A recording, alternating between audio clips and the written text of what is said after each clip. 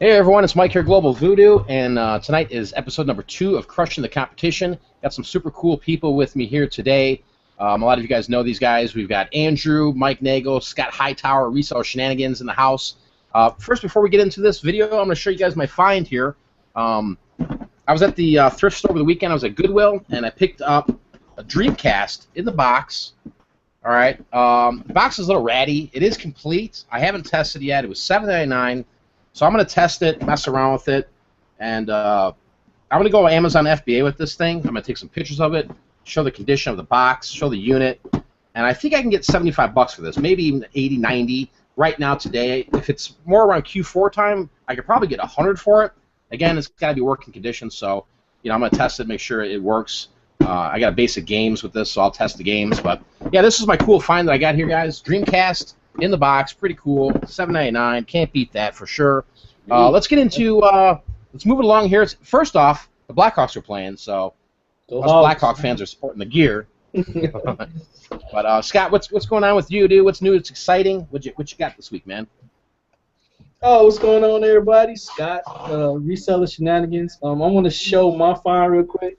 Not as cool as a Dreamcast, but this is something I picked up at a thrift store. I thought it was really cool. It's a Pinocchio marionette, and it actually sings like a Christmas song. Right? Check it out.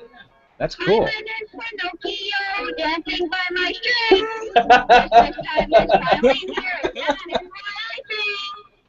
is such a special time, filled with lots of cheer.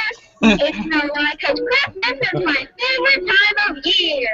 My only Christmas wish. All right, okay, enough of that. But yeah, it came complete in the box. I am gonna FBA this because it's complete in the box. Box looks pretty good, and I'm looking probably get about 100 bucks for this. I paid $4.99 for this at the Goodwill. That's awesome. Does it have a? I mean, obviously it's Disney, right? It's a Disney-made product. Yep. Yep. You should have that in your future videos, dude. Just me and him singing. Like, I want to be a real boy. That thing's cool. Totally awesome. So you're doing Amazon FBA with that. You think it's gonna be a fast flip for you, or is it gonna be more of a long tail thing? No, this is definitely gonna be a long tail because it's technically a Christmas item. Maybe somebody might buy it over the summer, but I'm putting in for the long haul for that. Nice. Have you experienced, Scott, with any like Christmas stuff? Man, that stuff sells year long, like lights and ornaments. Obviously, yeah, I sell Christmas stuff all year long. You pick up the Christmas stuff right after Q4 and super clearanced out. People buy LED lights. They buy Christmas stuff. A lot of people do the Christmas in July stuff. Yeah. So a lot of people start buying stuff now for their Christmas in July stuff. So this is actually a good time to have Christmas stuff at Amazon. I agree, man. I mean, let me ask you another question, Scott. With Christmas, right when Christmas is over, you've got this huge clearance. Do you go in and work the clearance stuff on Christmas stuff, like whether it's lights or ornaments or stocking, stuff like that? You ever do that for Amazon? Definitely will. The 26th, I am at Walmart as soon as it opens, like it's Black Friday. I'm the first one in the door. I'm grabbing LED lights. I'm grabbing themed ornaments. I'm grabbing themed stockings. Anything I think that would make money going forward. But I'm grabbing all that type of stuff. Day after Christmas, I'm the first one in Walmart. Yeah, it's amazing selling that stuff year round, man. I mean, I buy it when it's January, right after Christmas, and it's like, oh my gosh, look at all this craziness. And a lot of times, like you go to Kmart or Walmart, they blow it out 90%. So you can get this stuff for like nothing. You can fill up a cart for 50 bucks. But yeah, that's awesome. Hey, Mike Nagel, what's happening, dude? What's going on? What's new with you? And what do you got to show us today? Man, nothing new. It's just been hot. It feels like it's July and August already, and we're only halfway through June. I can't believe it. But yeah, sales are kicking up. I got a Father's Day sale going on my eBay store. So the drought, I guess, is over for the time being, which is nice. I went to a thrift store, as you well know, Mike, yesterday. But the item that I would like to show first is this Charlotte Bobcats promotional tin lunchbox.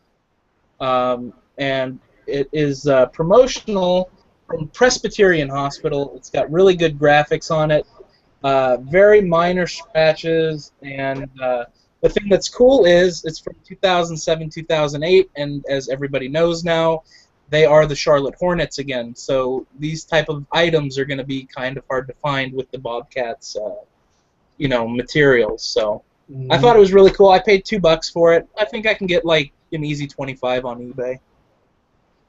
That's awesome. What's your thoughts with like the defunct teams? I mean, can you make money off that stuff, whether they're T-shirts or hats? Oh, I love it.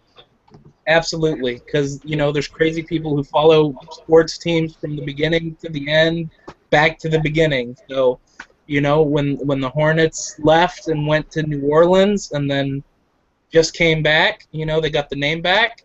There's people who buy all sorts of sports memorabilia like that, so it works out. Heck yeah. I mean, there's a great website out there. I think it's called sportslogos.net. Or you can just type in sports logos. But it's awesome because it shows you all the defunct teams, all the defunct logos. It's pretty cool. So if you're grabbing sports stuff, or you're not into sports stuff, you can go over there and check it out and see all the different teams. But I know, Scott, you mess around with sports gear. Like right now, if you have Blackhawk stuff, guys, list the stuff. I mean, I'm getting ready to put the hat on. I don't know what I'll sell this for $75. But Scott, do you mess around with defunct stuff or sports stuff? Yeah, man. It's like you're saying, like old defunct teams, especially like the hockey teams. That they're no longer around or they moved. The stuff sells great. Like the Hartford Welders, any of their stuff. It's just money. Yeah. Like with Minnesota, like when they were the North Stars, the Minnesota North Stars, that stuff. People like wearing retro stuff that you just can't readily find in the stores. And you can't just go out and buy a Hartford Welders T-shirt. Yep. Yeah, I mean, it's just, there's certain times of the year the stuff flies off the shelves, and that's why when I get my sports gear in, I always list it. I don't care if it's Indiana Pacers or if it's Chicago Bulls and they're doing nothing or they're doing awful. People always will buy the stuff, whether it's the beginning of the season or they're in the playoffs. I mean, it's just, and especially if you can find the defunct stuff, that's even better, man. Like right now, like Tampa Bay Lightning stuff, it's worthless, isn't it, Scott? Yeah, worthless. Tampa Bay stuff is worthless. Especially since Sorry, you know Steve Yzerman is their GM, so it's definitely double worthless. Hey, I'm a Red Wings fan, so I have a soft spot in my heart for him. So the two teams I hate, Red Wings and the Packers. Yeah. Yeah, the Red Wings, oh my God, it's such a rival for Chicago, with the Hawks, and it's just like, Yzerman and Chelios, and back in the day, and all those bruisers, man. But it was good hockey back then for sure. But hey, we got Andrew picking profits in the house. What's going on, Andrew? Tell us what's new and exciting, and what do you got to show us today, man? Yeah, I've just been working on clearing out some stuff, organizing some things, working hard on getting back into eBay because I've been taking a little bit of a break from that because of all the book sales. This last weekend, we didn't even go to any book sales. It was kind of just we took the weekend off. We went into New York City, saw a nice jazz show. It was really great. Had a nice evening, spent a lot of money that I didn't want to spend on necessarily that much, but it was a good time, and I have kind of this habit of just being a workaholic, so it was really good to get out there and, just have a little bit of fun and let loose a little bit. But I have been out at the Goodwill recently, been switching up my schedule, and I'm kind of going out a little bit more midweek now so that I can get out there for garage sales on the weekend. So I don't know if this is like a permanent thing or maybe if I'm just doing it in spring and summer, but I did pick up some really cool stuff, and I'm going to show you guys something really interesting, not a book or a coffee mug today, so I think a lot of people will be excited about that. And it's this really cool Burton snowboards. It's a long sleeve shirt here. It is white, which, generally speaking, not as popular of a color for like a vintage shirt because, it gets stains and whatnot. Anything wrong with it is just a little bit more obvious. So that being said, I think it's still awesome. If you look at the design on that, I think it's great. I'm really not I'm not that experienced when it comes to selling stuff like this, but it's a total no-brainer for $4.99 or whatever it was. I mean, it's just like $5. And it's made in U.S. It's a size XL, which of course is always helpful. Made in U.S. So that's awesome. I think I'm going to do really well on it.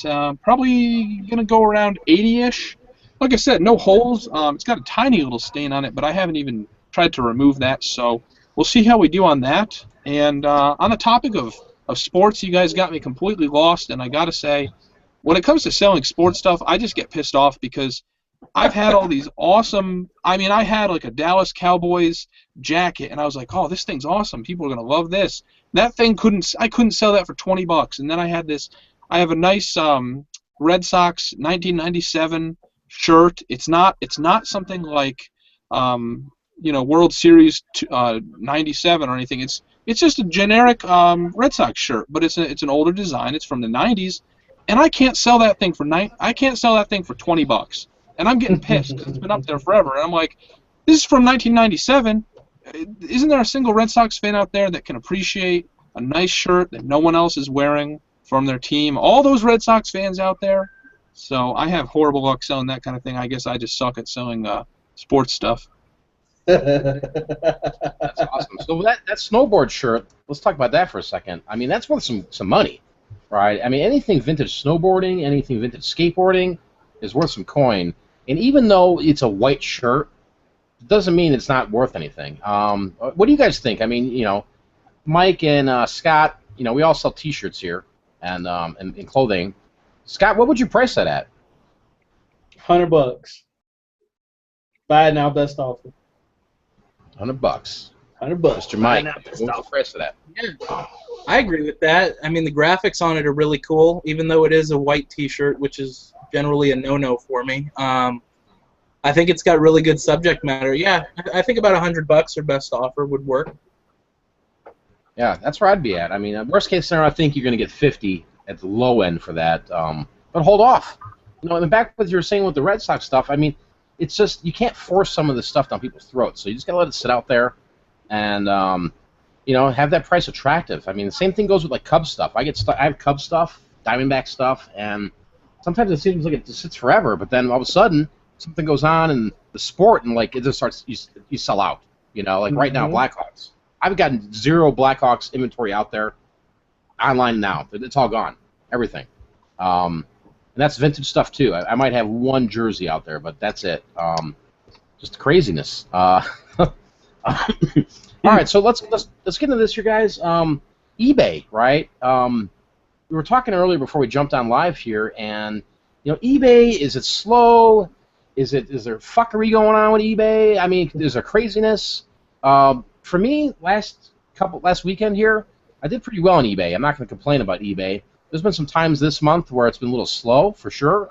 It's the summer months, so it's just keep listening to stuff. But there's a lot of shenanigans going on out there, and I'll talk about that in a little bit here. Scott, what's your overall thought with like eBay right now, man? Is it worth selling on there anymore? Or? I mean, eBay is still a viable market. I'm with me eBay. I'm trying to be more niche. Like I'm trying to get more into the vintage tees and just sports stuff. Because I mean, that's the stuff I like picking. And I'm out. It's really cool dress shirts out there, but that's really not my thing anymore. I'm going more for the cool T-shirts, cool graphic tees, old school jerseys, old school hats, stuff like that, to throw in my store. And I'm pricing them at the right price point, and they long tail. To be honest with you, everything I buy is long tail, and because they're one-offs, they're valuable, they're vintage, and it's just waiting on the right buyer. I'll wait for it, But it's still make money on it.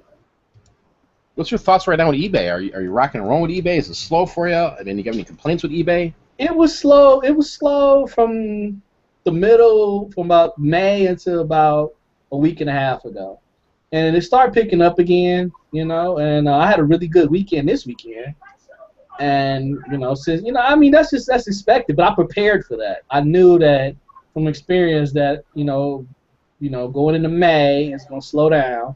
So I just started preparing for that. I wasn't calling my pants down. You sell on eBay long enough, you know the trends, the ebb and flows of eBay.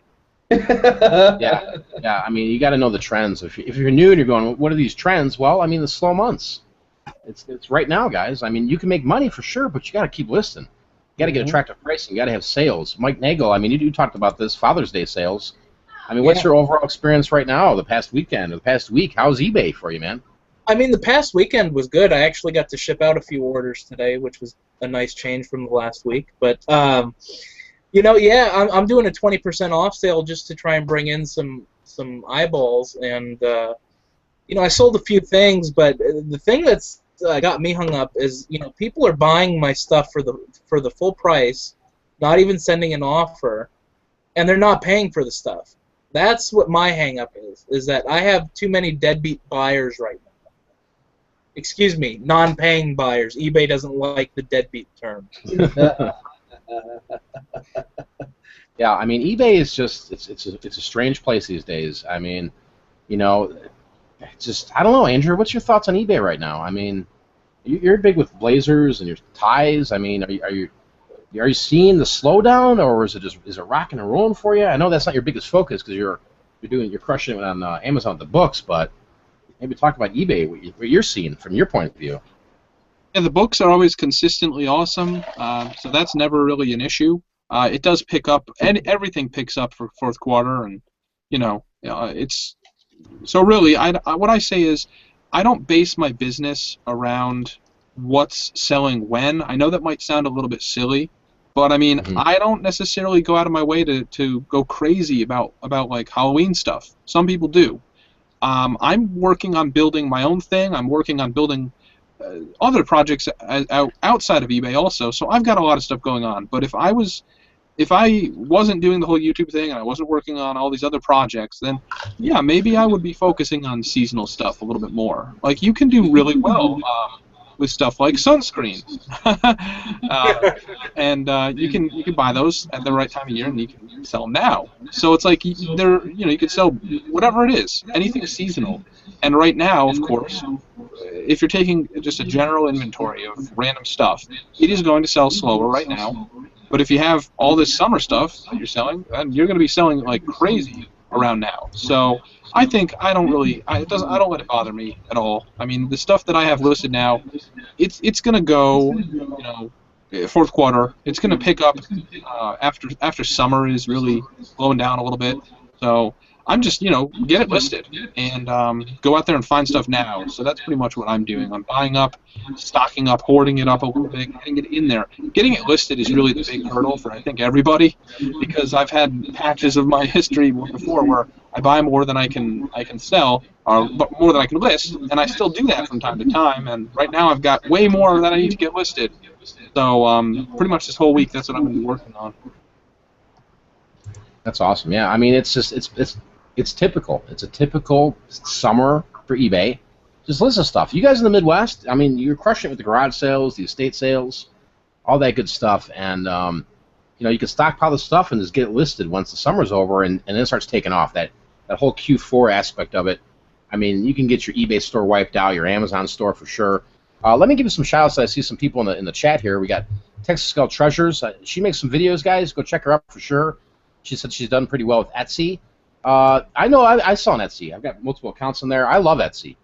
And honestly, I haven't seen a slowdown with Etsy at all, over this course of time. I mean, it's not like I'm making, $10,000 a day on Etsy, but I'm doing pretty well. I'm happy with it. I saw some smalls on there. I saw some vintage T-shirts. Scott, do you do any Etsy at all, man? Yeah, when I find something that is really cool and vintagey and unique, I throw it on Etsy. And I do pretty consistent on it. I mean, it's not mind-blowing, but I've noticed that you can get a little more on Etsy than you can on eBay for stuff.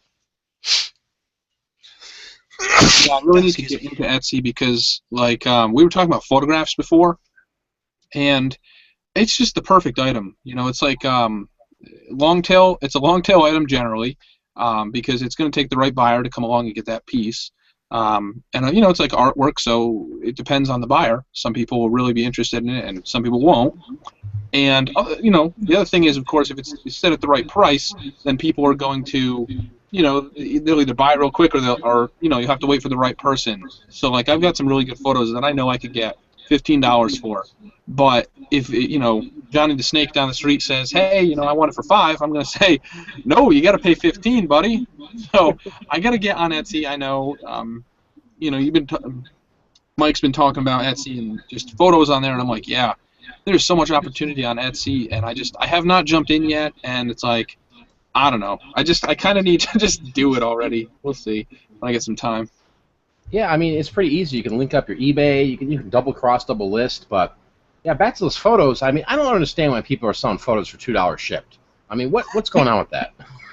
Everybody's photo, if they're vintage, right? I'm talking the black and white ones. I mean, they're all unique, right? I understand you can have a bunch of them out there and price them higher, and not sell 100 a day, but do you need to really get rid of them? Because each one's like a piece of artwork, isn't it, Andrew? It's like, I mean, they're unique, and as long as they've got good subject matter, it's something that somebody would buy.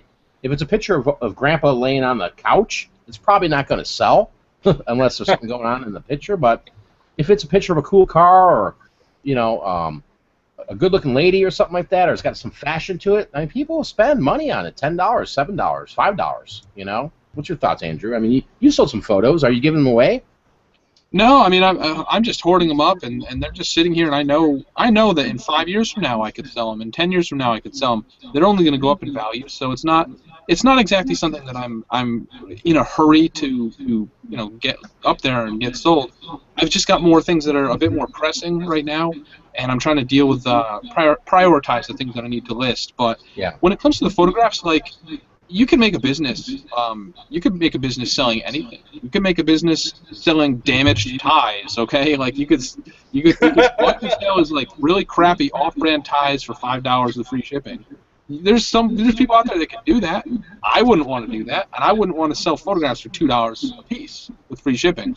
That's just not exciting to me. What's exciting to me is selling something interesting that no one else has. That it's really amazing, and like I said, I mean, I've been working on scaling up my business, really getting into the major leagues. When it comes to reselling, taking it to the next level, because there's different levels that you could be at. You could be at the level where you're like, okay, I'm going to thrift shops, and all I'm going to do is buy stuff that I buy for $1 and sell for 20. Then you step it up a little bit. You get to the point where you're like, all right, I'm going to spend 25, sell for 75. After a while, when you get really good at that, you build your bankroll up, go out and spend 75 and sell for 150, and that's all you sell. If you have the money for it and you got the supply and you know what you're doing, you can really crush it. And I've got some interesting items I'm going to be talking about coming up in the future. Maybe we'll cover on the Tuesday show, where I've actually sniped some items, and I got to put out a little bit more money. But I'm talking about these books. Some of these books I have, they're very interesting, they're very collectible, and they're very high quality. And I just don't want to be the guy who's selling the penny books in the warehouse, and that's all I ever do. It just seems like a lot of work to sell those penny books, for sure. There's a good post here by, let's see, was it Old Man? Let's see, where'd it go? Old Man Nutcakes. eBay is whatever, season aside, it's definitely not what it was a few years ago, let alone 5 to 10 years ago. Yeah, for sure. Right, there's a lot more competition, guys. I mean, just look at here, YouTube, right? Look at how the community's grown, all these people, right? I mean, my God, Andrew's got 20,000 plus subscribers. That's 20,000 competition, right? That's the way I look at it. I got 12,000. I mean, 12,000 people, right? Then you got these Facebook groups. It's insanity. But there's a lot of people out there. There's a lot of people just giving stuff away, and that's good for us that have these little niches that we find these opportunities. Scott, we were talking about before we got on here about sniping video games. I mean, you can crush it sniping video games, can't you, Scott? Oh yeah, I mean it's wide open. It's so much out there, and like you said before, you'll run out of money before you run out of the amount of stuff you can buy to snipe. You can put yourself in a poorhouse if you don't be careful. Yeah. Yeah, and don't get me wrong. I see this comment here by Andrew K. I'm grateful, for eBay. It pays the bills for sure. I mean, you keep working eBay. It's not dead. People are still buying things. For example, yesterday I sold 2 things super quick, super fast. I'm like, oh my gosh, did I price it too cheap? I don't think I did, but I'll give you the 2 items that I sold. If you follow me and you're on YouTube or you're on my website, pigforprofit.com, I do this $10 challenge where I'm showing people. I start with $10 and I'm up to like $3,600 is what I've made off the $10. But in the video that I put out yesterday or the day before, there was 2 items in that video that I just sold. Like, I mean, within 30 minutes. One was a pair of Harley Davidson shorts, swim trunks, $25 shipped, gone. And then one was a North Face, like a windbreaker rain jacket, lightweight jacket for like 40 or $45. So things sell. You just got to know what people want right now. I mean, I'm selling sweaters, I'm selling crew necks, I'm selling all different types of stuff, but if you got the right stuff, people will freaking buy it. I mean, right, Mike Nagel? I mean, you ever get this fast flips where you put something you list on eBay and it's like, boom, it's gone. Sometimes I don't even have to get to eBay to flip it real quick. Yeah. Like if you got some Pearl Jam shirts, you just freaking call old Mikey over here. What you got? What you got? No, but yeah, like there's stuff that I've put up and I've literally sold it within like a couple of hours of having it up there. And then there's stuff that will sit for a long time. Like I've had stuff recently sell that I've had in my store for like 3 years that I've tried every way to get rid of, and it didn't work. The 99-cent auctions, taking new pictures, lowering the price in the store, just everything. And then all of a sudden, bam, everything sold like within a month. So it just depends on your audience. I agree. I mean, there's a comment here from Jen. Where'd it go? Jen Treasure Trove 952. Rare vintage collectibles are always in season. Yeah, for sure.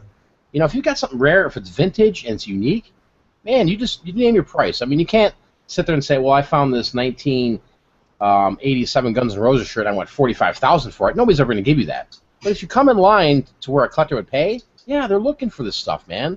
You know, or vintage games or T-shirts or toys. I mean, you know, Andrew, do you deal with any? I know you deal with a lot of books and stuff like that. And you're always trying to find like unique, rare items. But I mean, how much of your business would you say is like vintage, minus the books? Well, really not a whole lot. I mean, I'd like it to be a lot more, but the situation is that kind of stuff generally takes up a lot of space. So, like, I used to be a little bit more into it when I had a little bit more space, but now where we are, there's really not that much, and I really don't want to be working out of a storage unit or working these small little batches and then drive it to the storage unit, you know, all that crap. So I'm thinking maybe in a few years or so, I mean, ideally by then I'll be a little bit more settled in somewhere that I have a lot more space. I mean, I'm thinking nothing's set in stone, but it'd be nice to be able to move somewhere in the woods where I can have a whole bunch of space, get like a big spot, and build my own, you know, area to work with. Maybe like a big 2-car garage would be suitable for that. And I'm just thinking, you know, maybe down the road it'd be great to get some commercial property. I was looking at a really nice split level place. I was like, hey, you know, that's a good goal for the future. You know, like maybe I'll work towards that, and I could really, if I had that place, I could really do a lot better, and I could really do everything that I wanted, and the business would be great, and I could hire people. And I'm just thinking down the road, because it's always important to have goals. And when it comes to the vintage stuff, I like the vintage stuff, and it makes for great videos on YouTube. People love to see it. And I think that might be one of the driving reasons as to why I might get back into that as opposed to focusing as I am on books to the extent that I am. And just to finish up, just to clarify that last statement, I want to be dealing in the high-quality books, expensive books. Mm-hmm. And it's not easy to get into that. You need to really learn what you're doing and understand how things sell and why and where to get them also. And you have to have the money for it, too. But I think eventually I'm going to be selling a lot less books, but a lot higher quality books. And I'm also going to be selling a lot more really cool vintage, just weird stuff. I definitely like the clothing, and I'll tell you, as everyone here knows, you can get some really cool vintage clothing. That's probably the cheapest and easiest way to get really cool vintage stuff is the clothing at like the Salvation Armies. Yep. Yeah, I mean, that's why I love digging this stuff out. I mean, it's like, oh my gosh, there it is. There's a chambray shirt. There's a denim, Levi's jacket, I mean, people are always looking for that unique vintage clothing for sure. And then you got the toys, and I mean, I just do clothing, I do toys, I do video games. I mean, and then I do the typical other stuff, clearance at Walmarts and Targets, just amazing for sure. I know, guys, that you guys that are watching right now, I'm getting messages that the chat's not showing up for some of you. what you need to do is hit F5. It should refresh, and you can hopefully do that a couple times. It'll come in there. There's some issue going on with YouTube or something. I don't know. Probably because the Blackhawks are playing, and there's tornadoes out by you, Scott. Are there tornadoes out by you? It was in the south part of the county earlier today. It was a bunch of tornado warning, flash flood warnings. The weather in Chicagoland area is pretty bad today. Pretty bad. Yeah, I mean, Mike Nagel, are you there? Yeah, I'm here. I mean, what's your? I mean, you're big with clothing. You're grabbing, you're selling pearl snaps for $95 shipped. But in terms of vintage clothing, how would it be? How does somebody get into that? Like, if they're new and they're listening to us right now and they're going, "Oh my God, I want to get into this vintage clothing market these guys are talking about," what would you suggest? Maybe 3 things or a couple things off the top of your head is stuff to look for. I mean, obviously vintage sports, you see stuff with dates, but what would you recommend to the people that are out there? Just like, because I had to be my own learning curve going out there learning how to do this. You should be able to pick it out by eyesight once you do it enough times. Like, I can go out there and just find something. No, it's vintage. I don't know, like leisure suits. Those are a good place to start. Yeah.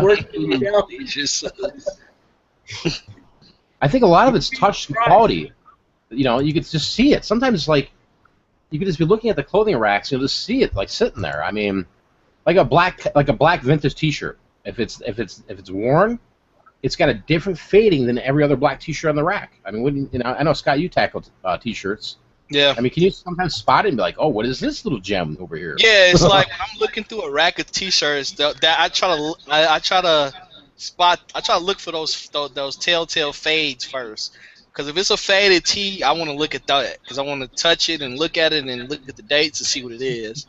That's just something you pick up over time. It's kind of hard to teach it. I had a good teacher, Mike. Thank you. But it's only so much that somebody could teach you. You really got to go out and experience looking for it. Because somebody could tell you what brands and what's good and what does and doesn't sell, but until you actually get out in the field and be looking and touching and feeling, looking and stuff, that's the only way you can really, really get a handle on vintage stuff. Yeah, I agree, man. I mean, you got to go out there and just experience it, right? And you're going to start finding these other brands nobody's even talking about. Go out there and learn from the videos that are out there, the Facebook groups, and then just go out there, like Scott said, which is perfectly well said, go out there and just tackle it. Go out there and see if it sells for you, right? Grab some of these older concert shirts or these older sports shirts, put $30-$40 on them. Let them sit. Just remember, don't get rid of them. Don't sit there. If you're pricing some concert shirts that are pre-90s for under $20, I'm coming in there and I'm sniping you. Sorry. But there was a question here really quick before I get to you, Andrew. I wanted to point out. Where'd it go? All right, it was from iShine Entertainment. What is the best place to sell Nintendo stuff? Mike, Amazon or eBay? Honestly, me, I mean, I'm an Amazon guy. I'm doing everything Nintendo, Amazon. If it's stuff that's junk lots or it's not worth selling on Amazon, I'll lot it up and I'll throw on eBay. But I think you're going to get primo dollar on Amazon FBA. The fees are higher, but certain games do really, really well on eBay too, right? So I would look at both scenarios. But remember, if it's Q4, I would recommend Amazon FBA all day long. So send it all in there. If it's right around this time of year, there are some hot games that people are looking to collect. Like if you have a little Samson NES game, you throw it to auction. Somebody might pay $480 for it. You know what I mean?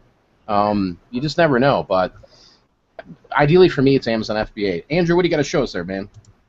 All right, since you guys were talking about vintage clothing, and particularly if I like to find any and sell it, I have a good example. And since people were asking about vintage clothing and what it looks like, this is a pretty good example, I think. This is maybe you could date this. Are you able to date the shirt by the logo? Let me see. I can date it. That's 70s, buddy. So 70s. Is there a white tag underneath there? Oh yeah, you got the orange. Is that the orange Levi's tag on the pocket? Yes. Yep. Definitely 70s. Nice. And it's got Chambray, dude. CHAMBRAY. The back has that interesting What's that called exactly? Those like pointy things? I just call them Western wear. It's just like a Western wear look, I guess. Cowboy. And Rodeo. Yeah. as you can see, I mean, this thing it does not look like it's recently made. Can I see the front pockets, Andrew? Sure. I love the brown stitching on that like work shirt, man. Just freaking And killer. Those that's are cool. some pearl snaps too. That's awesome. Wow. Pretty sweet Real find, pearl huh? snaps. You gonna wear that tomorrow, Andrew, for the roundtable show? Nah, this one doesn't fit, unfortunately. But how much you think for that one? I paid. It was either $5 or $2.50. I thought it was a great buy at that. I think you can get like 75 for that. Is it blue jean? Is it denim? It has the same appearance, but it's not. Oh, okay. It's got the orange tag though, and that's highly sought after. I would put 75 on that. And Yeah, I would put. Yeah, I would be at the minimum 40 to 50 on it, but I'd shoot at the higher price on that. That'll do well on Etsy and eBay. I saw a lot of vintage Levi's on Etsy for sure. Yeah, last- that would do real good on Etsy. The last orange tag I got was about a year ago, and I sold it for $75 with free shipping. Nice. Yeah, R. Todd Jones says yoke, Western yoke, Andrew. I think if you put the keyword in, the chambray keyword, CHAMBRAY again, I think that'll do really well for you guys. You're probably gonna, if you list that tonight, I wouldn't be surprised somebody in Malaysia will buy that from you in the next day or two. I also That's an got epic. I also got some acid wash looking jeans. They were also Levi ones. I was all excited to see that because they also had the orange tag on them. Nice. Yeah, the Wrangler ones do pretty well. Pick Up the Pace said he sold a Wrangler denim pearl snap, similar to that one, but it had embroidery pattern on the shoulders and it had a Hawaiian Ranch logo on it. Sold for $80. Yeah, I mean, if you don't know what you're grabbing, man, I mean, some of that stuff's it may look like, oh man, that's just an old shirt, but man, people pay for that. That look that Andrew just showed, people will pay for that big time, and it's all about the condition. Even if it's got ripped up holes, if you find earlier ones like '60s, Levi's shirts like that, oh my God, they can go for hundreds, thousands. Craziness for sure. All right, I know we wanted to get into some stuff here before we get into that, guys. You guys that are watching live, if you could do us a favor and you like this content, you like these videos, you like these live shows, do me a favor, hit the like button. Also, too, if you don't know who these guys are on the screen here, go and subscribe to them. I'll put their links down below. If you don't know who they are, for sure, they're all great people, and they're all they're reselling. They're reselling, full time, and they're making a living doing this. They're making videos. They're taking time out of their day to contribute and help out and help others. That's the big thing here. But I know we wanted to talk about Scott, and I'm going to leave it to you here because I got to step in the house for a second. But Scott, really quick, are the Hawks winning or is it 0-0? Still 0-0. 0-0. Second period. Nice. I saw Craigslist Hunter. He's back. We're going to have him tomorrow on for sure. But Scott, let's talk about just time and your thoughts on time with reselling. We'll get into that, and you guys can move down the row. I'll be back in 2 seconds. All right. Well, like I was saying before, it's like I do resell full time, and I like my freedom I have. I'm able to budget my time, and I'm able to do things that I like, and able to do things with my family. When I have my corporate gig, I worked 40, 50, sometimes 60 hours a week. I missed a lot of my older kids stuff coming up doing that. Now that I'm doing this full time, I'm able to budget my time a lot better. Because I'm doing something that I love. I'm able to, and spend time with my kids and, do things that I enjoy doing, my hobbies and stuff like that. I just think that's the best thing about our business is the time we get to do other things. And how do you feel about that, Mike? I think FBA is like that's like the best proponent to get on board with FBA. Because once you spend all the time just like labeling and packing and shipping, you're done. They do everything else for you. So, I mean, with eBay, you have to be a little bit more involved. But, I mean, as far as like FBA and stuff, once you put together like a huge order or something and ship it out, you have mad time now because you don't have to fulfill all these orders. Amazon takes care of it for you. and it leaves so much room in your day, like for you to spend time with your family and stuff, and for me to be crazy and go out and buy more stuff. I mean, that's what I love about Amazon, just the time factor. I mean, you get the stuff in the box. If you got the right stuff, it goes there. And, I mean, literally, I think at this point, I wasn't so attached and so hungry for the hunt, right, of finding the vintage stuff, the unique stuff, the thrift store stuff. I don't even know if I need eBay anymore, honestly. I really don't. I know it sounds kind of crazy to some of you guys out there. I'm doing really well on Amazon. I can snipe stuff on eBay. I can sit up here by the computer, online arbitrage, buy stuff, and just... I can literally do this 10 hours a week and make a really good living doing it, Obviously, there's trial and errors with stuff, but, I think with experience, you can do this, right? If you want to get in the video game niche, like Scott was saying, there's so many freaking opportunities. You could just sit down for an hour and snipe and, spend your $400 a day to make, 800, 900. I mean, Andrew, don't you we're kind of in the same boat with some of this theories and believings of, you said it earlier where I'm going to take these books, I'm going to go after the higher quality books. I mean, what's your thought with like time as a reseller? Yeah, for time management, like ideally what I'll do down the road is I'll just pay someone to just list all my books for me, just process them completely and get them to FBA. But at the same time, it takes time to go out and scan books too. So, and I spend a lot of time doing that. But, the other thing is that's also where I get my clothing. So I think eventually there may come a day where I don't even step foot in a Goodwill, and I don't want to. That's kind of sad, because it's like, that's how I started and whatnot. But hey, down the road, eventually, you get to the point where there's not enough meat on the bone, even if you just go in there and you fill a truck full of stuff, because there's just so many other opportunities and places that you can get stuff. It's like if you take a guy like Craigslist Hunter, for example. He's got that shop there. He's a busy guy with that place. He doesn't source most of his stuff from going to Goodwills. So, as you develop your business, as you grow it, depending on how you want it to be, I'm not saying that everyone has to have a shop or that everyone has to scale it to the point where they don't just go to Goodwill. But at the same time, for time management purposes, you got to figure, okay, how much money can I possibly, squeeze out of every visit to Goodwill? And I've tried to maximize that by selling only long-tail books, by selling lower margin but in quantity through FBA. There's only so much money you can make by going into a Goodwill, and especially with the prices going up and up even more. In the coming years, it's going to be real tough to even go in there and do books, because sooner or later they'll be doing all books FBA. And that's just, there's no doubt in my mind. So, and I just made a video recently. I was processing it. It should be up maybe tonight. And it's just me saying, hey, I went to a thrift shop today, and I went out, and I got some supplies for my business, and I kind of just got everything all in one trip. And it's just so important. If there's a thrift shop out, you're going out to an area where there's a thrift shop, you might as well just schedule that in, because otherwise you're not going to get that one next time. This place I have kind of out of the way. And I'm glad I went there, because I got some really awesome jewelry that I'm actually going to be showing you guys in that video. So make sure that you check out that video after you're done with this show.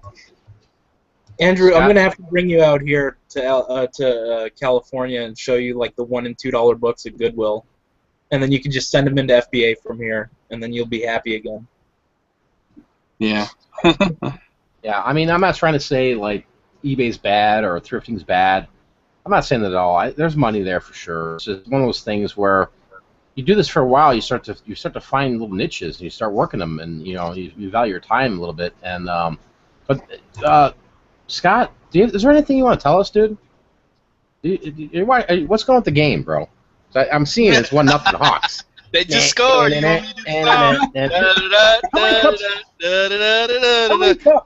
many cups do you have to win? If it wasn't raining, I'll be out on Rush Street tonight.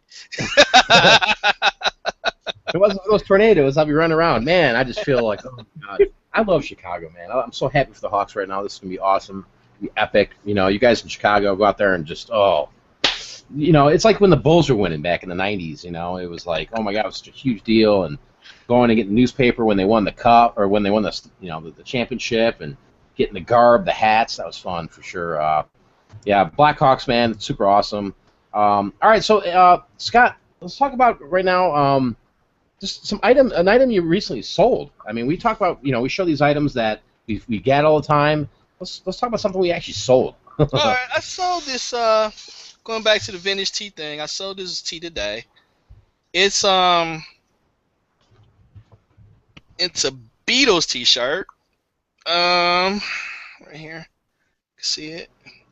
And on the back it got I love Paul, I love John, I love Ringo, I love George. um, it's not like a 60s, but it has the classic Hanes tag, so it's 90s. Yeah. I paid $1.99 for this. I sold it for $35. It's set for about 4 months. But that's what tees do. You buy them. These classic tees, and you're just waiting for that one buyer. So the person that bought this was like, man, that's a cool Beatles T-shirt. It's my size. I want it. That's something that if you're gonna get into vintage T-shirts, vintage clothing, that's what you have to get used to.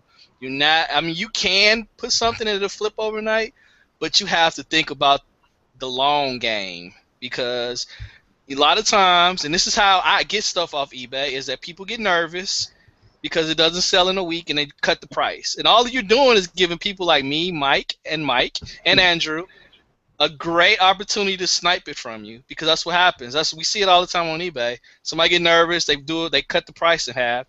And the only thing you're doing is giving somebody a great deal on something that's worth a lot more money. So, but just if you're gonna get into the vintage game, you gotta think like that. You gotta be patient too. Patience, very patient. That's awesome. I mean, let me ask you this, Scott. Did Paul McCartney die? Is the guy that's out there right now is Paul McCartney? Is he the real Paul McCartney? He's a clone, dude. He's got to be a clone. You ever seen the conspiracy with that? They're like, oh my gosh, like Paul McCartney died in a car accident. That's why he's walking around in that Abbey Road album with no shoes. I mean, craziness. But Beatles are, I mean, you can't go wrong with Beatles stuff, can you, Scott? No, you can't. You can't. Beatles stuff still sells really good. People love the Beatles stuff. Awesomeness. Yeah, the T-shirt stuff, you can't beat that ROI with that. I mean, what'd you pay for that, Scott? $1.99. $1.99. $35. Boom. Mike Nagel, what you got, dude? What's sold recently for you, man? I sold a Pearl Jam shirt from 1993 within a couple hours of posting some pictures in the Resellers Roundtable group. Oh man, what year was it, dude? What was it? What was it? A black T-shirt? What was it? It was 1993. It was the Choices shirt with the crayon and gun ratio on the back. A very rare shirt. There were only 3 of them on eBay, and I got an offer I couldn't refuse, and I shipped it out first thing this morning. So you had some super collector fan that was like, I gotta have that, and you didn't pay any eBay fees or nothing, right? I mean, did you even pay a PayPal fee? Nope. I just paid a shipping fee, and that was it. Bam. Yeah. I'm looking forward to I the don't shirt. mess around. I seriously don't mess around. When people pay me, that stuff goes right out. Yeah. For you guys that don't know, he sold me a Pearl Jam shirt, which I'm super stoked. It's my size. I'm going to wear it and sport it around. I also got another shirt coming from Mike, so super cool. Anytime you could do a peer-to-peer or reseller-to-reseller deal, I mean, that's money, guys. I mean, Mike, I don't know if you want to disclose what I paid you for that one T-shirt, but you're more than welcome to. You paid me $45 for the Pearl Jam shirt. I know I could have made more on it, but, I spent kind of a lot of money yesterday, so turning $3 into $45 is a no-brainer. Awesome, yeah. I mean, anytime you can sell anything for quick, super fast like that. I know Chad, we had him on last week. He's all about that, man. He doesn't do Amazon. He just sells it to the FBAers. He'll be like, all right, guys, all right, it's I see it on FBA for 60. Give me 30. There's nothing wrong with that. It's called a hustle, right, Andrew? Yeah, absolutely. I don't know. I'm just all excited about all these awesome shirts that we've been finding here. That you guys are selling. I'm finding some. I haven't had too much luck selling the vintage shirts on eBay, but I think in time we'll get there. I just got to keep getting more of it and be patient. But I did sell something interesting. I'm kind of surprised, and I'm actually just going to do a screen share to show you guys. And this was pretty interesting. I mean, I didn't really expect this, so I was really excited. But here we go. Let's see if we can get it. All right. Can you see this is all set? Yep. Yep. All right. Hugo Boss stretch, dark gray 2-button blazer, suit jacket. This was a 42R, and perfect condition, basically no flaws of any sort. I inspect all my stuff very carefully, and I'm very, I make sure that I do everything pretty much, make sure I describe everything and measure everything. This one here, $79.95 for a Hugo Boss. I gotta say, I've had horrible luck selling their shirts. I've sold a few of these in the past, but not for so much. I can't explain how I managed to get $79.95 for this one, but I did. I guess it's probably because it's a lightweight suit jacket or blazer. That's all I can really think, because I have a lot of sport coats for sale right now, and they're not going to sell as much as something like a Brooks Cool or some sort of summer type jacket. And in this case, $79.95. I thought that was a great sale, and I was excited to see that, because I'm telling you, I've been struggling to sell some of the Zegnas for that much. And when it comes to Hugo Boss, I am just completely lost. I can't explain it, because some of their stuff is crap, some of their stuff sells really well. I mean, maybe any of you guys understand how that works? I mean, did I just get lucky on this one, or what's the deal? I tell you what, I mean, there was a question here, Andrew. I forgot who said it, but how long did that take for you to sell that? That was probably about 4 months. Okay, so what did you pay for that? I mean, that's a really nice flip on a Hugo Boss blazer. Yeah. I mean, I was kind of blown away. At the most, I might have paid 10 for it. Okay. Did you sell the pants with that, or is it just the blazer jacket? Just the jacket. Yeah. I mean, that's awesome. I mean, it's one of those brands, Hugo Boss, and I'll ask you guys too. I mean, yeah, the shirts, you can't get rid of them. Sometimes you can get them for 15 or 20. Some polo shirts, the black ones I've noticed, where it just says Hugo Boss is embroidered on the chest, you can get 25 for those. The blazers, you got to remember, guys, those are not cheap. I mean, a Hugo Boss blazer is not cheap, brand new. I think that was a great score. I mean, what's your thoughts, Scott?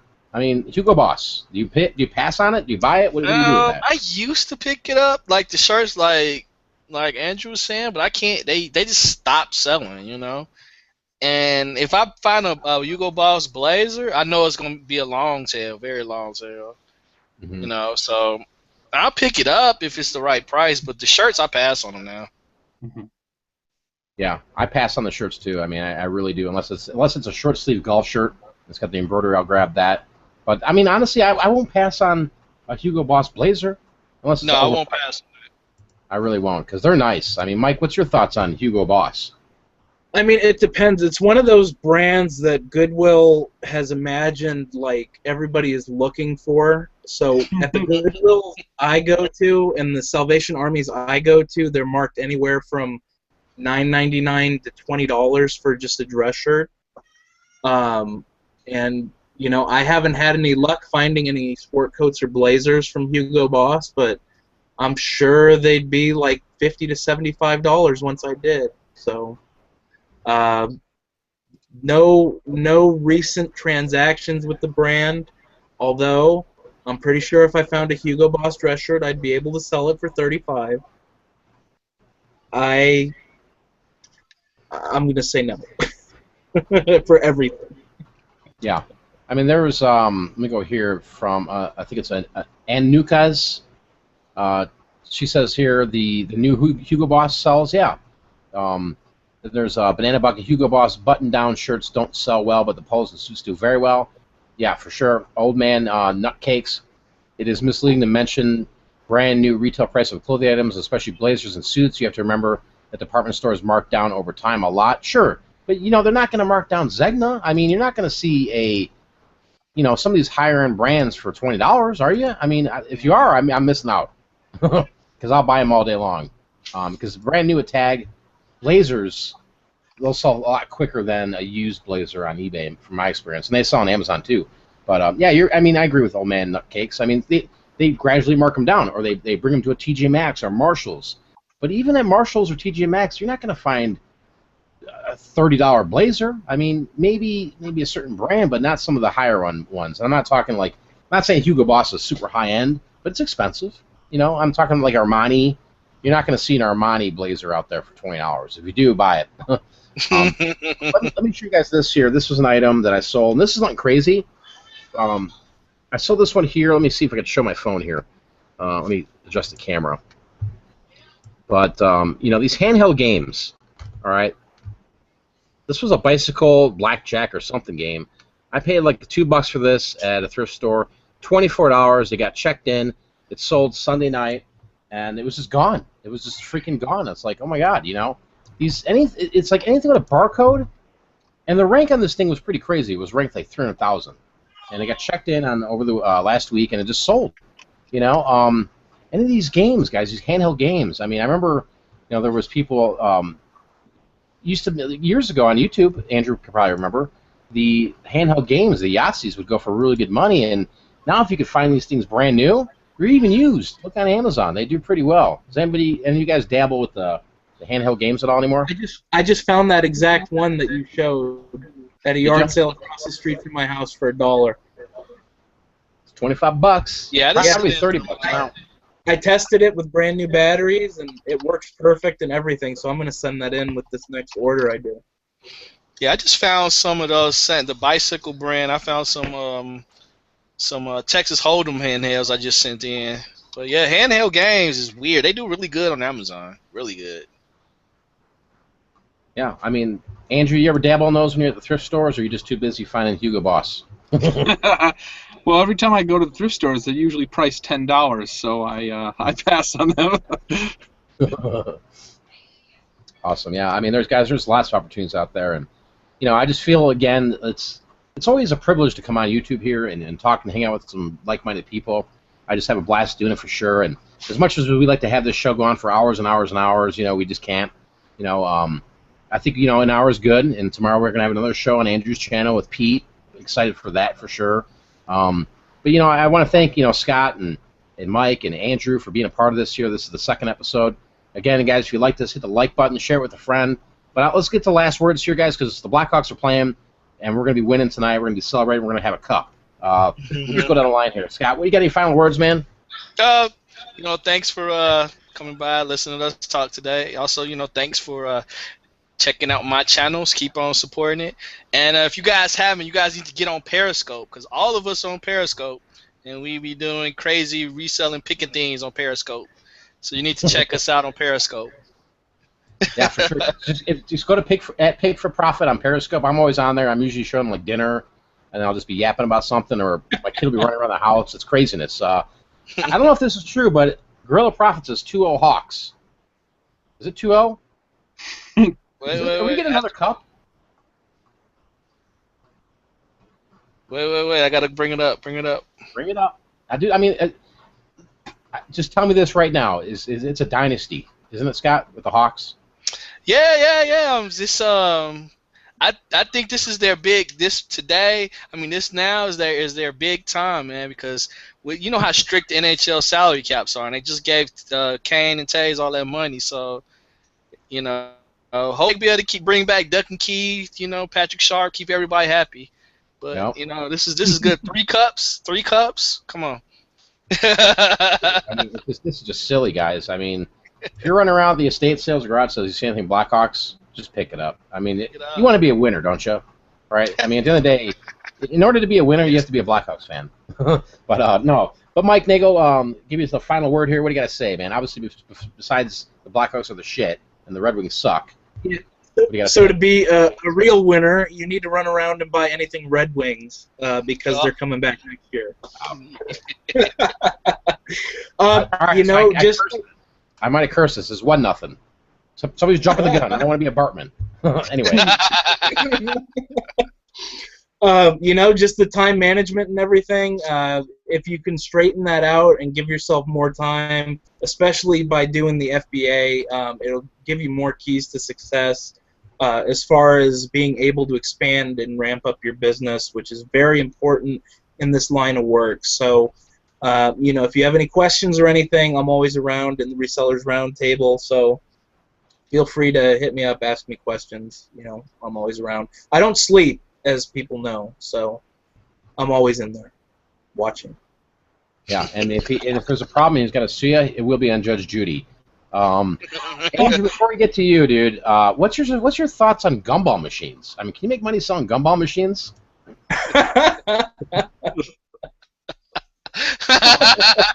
Can you make money selling gumball machines, or do you want to sell the gum in the gumball machine? How does that work? I mean, are you going to run around and play? Let's put Doritos in the vending machine all day. Well, you might be able to sell an ebook on. You might be able to sell a Kindle book on how to start a business doing that. Yeah, for sure. Anyway, all right, Andrew. So, all right, let's end the show here, guys. Andrew, it's the final word, right? We got Resellers Roundtable tomorrow. Freaking Pete's gonna be on there. He's back from Italy. But I'm gonna let it to you, Andrew, and you can end the show here. All right. Well, hey, it was a great show. Obviously, thanks everyone for stopping by. It was great to always interact in the comments here, in the live chat. It's always great. So I'm really happy we're doing this new show on Monday nights, and make sure to check back next week, of course, because we're gonna have different people on. There's like kind of like a rotating panel of people with all different people with all different expertise and all these different things. So it's always a blast. Next week's show, I'm already excited for it because there's gonna be some more great people on there. We're gonna have a great show. And Resellers Roundtable Facebook is going awesome now. I think we're almost at 4,000 people in there now, so that's great. And the show tomorrow is going to be awesome too. So that's going to be great also. Everything's just going awesome. So thanks for having me on the show. It was a great time. Yeah, for sure. Again, thank all of you guys for being on the show for sure. All you guys that are out there in YouTube land, go out there and just make the money, guys. There's plenty of opportunity, right? But again, support the Blackhawks tonight, and by tomorrow morning we're going to be holding up a cup. We're out of here, guys. Thanks so much for hanging in there tonight with us. We are out of here. Peace.